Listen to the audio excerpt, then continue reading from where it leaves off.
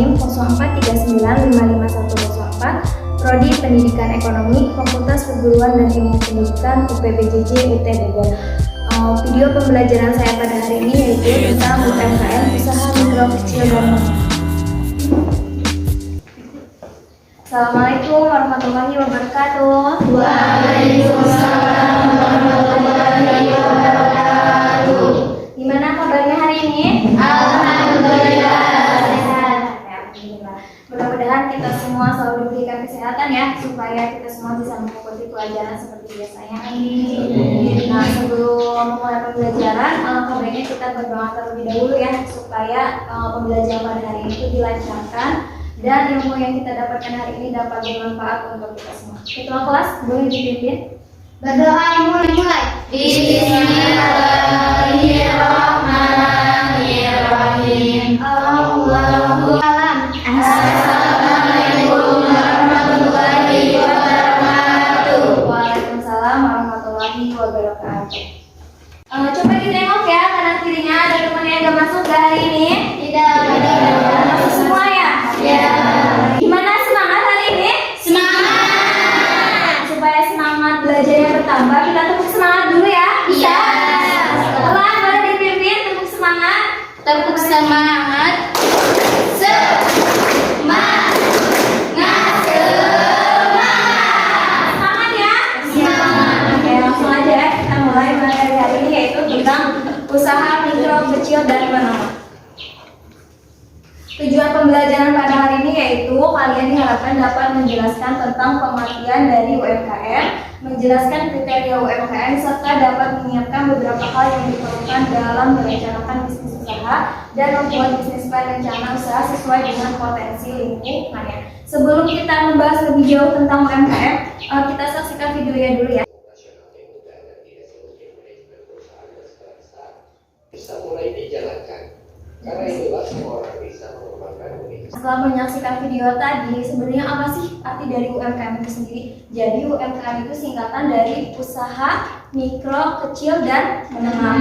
Nah, secara umum UMKM itu adalah usaha produktif yang dimiliki dan dikelola oleh perorangan maupun badan usaha yang telah memenuhi kriteria sebagai usaha mikro. Nah, di Indonesia ini banyak banget ya jenis UMKM. Contohnya, kalian tahu pedagang kaki lima yang ada di pasar Jumat itu di mana? Nah, itu juga termasuk ke dalam usaha mikro, kecil, dan menengah ya, atau UMKM. Pada saat ini nih, UMKM ini mendapatkan banyak perhatian dari pemerintah. Kenapa? Karena dia itu bisa memberikan dampak positif pada perekonomian Indonesia. Jadi ketika kita berjualan dan kita menghasilkan laba itu kan bisa memperbaiki perekonomian kita ya.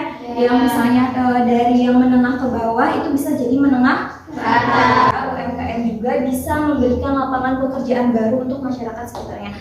Misalnya Laila nih, dia punya keahlian untuk bikin roti atau bikin kue kering. Itu kan ketika bisnisnya menjadi lebih besar atau orderannya lebih banyak ya Laila ya, itu kan bisa mengajak tetangganya atau saudaranya, itu bisa menghasilkan lapangan pekerjaan untuk masyarakat di sekitarnya. Juga tadi dari menjelaskan tentang pengertian dari UMKM, ada yang bisa menyebutkan salah satu ciri dari UMKM itu apa? Silakan Aryani.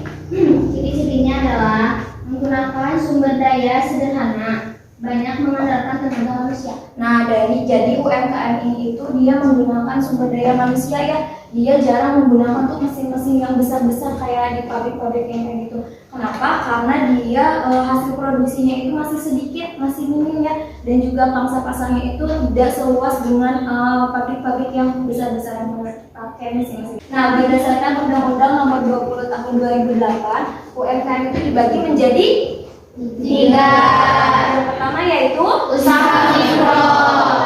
Yang termasuk ke dalam usaha mikro yaitu sebuah usaha yang memiliki aset tidak termasuk tanah dan bangunannya itu maksimal 50 juta dan omset per tahun atau penghasilan per tahunnya yaitu 300 juta.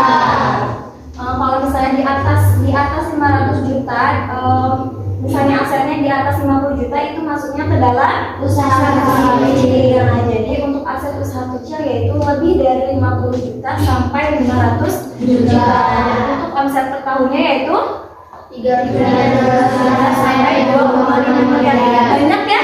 Iya. Berdasarkan perkembangannya, UMKM di Indonesia itu bisa dibedakan menjadi 4. Nah, boleh dibaca yang pertama ajaran lively. Nah, kalian udah paham sama materi yang Ibu sampaikan tadi? Nah, jadi untuk mengukur kemampuan kalian sejauh mana kalian paham tentang materi, Ibu ada tugas menganalisa sebuah gambar. Gambarnya ini ya, apakah ini masuk ke dalam livelihood activities atau masuk ke dalam small dynamic enterprise. Nah, kalian analisa bersama teman sebangku ya, 2 orang, lalu hasilnya dipresentasikan di depan.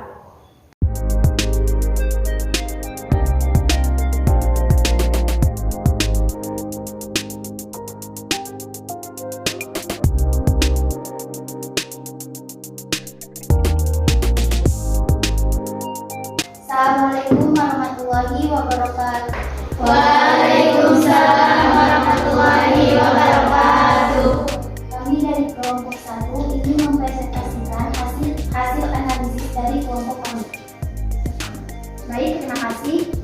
Menurut saya, gambar ketiga adalah termasuk ke dalam livelihood activities karena gambar tersebut menunjukkan penjual makanan kaki lima yang hasil diperoleh dari penjualan digunakan. Sekian presentasi dari kelompok kami, kurang lebihnya mohon maaf. Wassalamualaikum warahmatullahi wabarakatuh. Waalaikumsalam warahmatullahi wabarakatuh. Gimana kalian setuju sama pendapat dari kelompok Mariani dan Ulan? Setuju. Benar ya, jadi gambar ketiga ini masuknya ke dalam livelihood activity. Ini. Sangat lihat ya di gambar ini kan pedagang kaki lima penjual makanan ya. Jadi hasil dari yang diperoleh dari sang penjual itu digunakan lagi untuk modal itu sendiri dan juga digunakan lagi untuk keperluan ekonomi dari penjual itu sendiri. Nah, dia juga bisa membuka lapangan pekerjaan baru ya untuk masyarakat di sekitarnya ya. Jadi kita rangkum ya pembelajaran pada hari ini. Hari ini kita membahas tentang UMKM. Itu singkatan dari Usaha mikro kecil dan menengah. Jadi UMKM itu singkatan dari usaha mikro kecil dan Menengah. Salah satu dari ciri UMKM yaitu Menggunakan sumber daya sederhana dan mengandalkan tenaga manusia. Jadi salah satu cirinya yaitu UMKM dibagi menjadi 3. Yang pertama yaitu usaha Mikro. Asetnya yaitu 50 juta. maksimal 50 Juta. Yang kedua yaitu usaha Kecil. Asetnya yaitu Lebih dari 20 juta. Yang ketiga yaitu Usaha menengah. asetnya yaitu Lebih dari 20 juta. Yaitu Small Business Enterprise. yang terakhir Fast Moving Enterprise. Oke, dicukupkan sekian ya materi pada hari ini. Mudah-mudahan materi yang disampaikan pada hari ini kalian paham ya. Amin. Minggu depan kita akan membahas tentang lembaga-lembaga keuangan yang ada di Indonesia. Sekian, wassalamualaikum warahmatullahi wabarakatuh. Waalaikumsalam.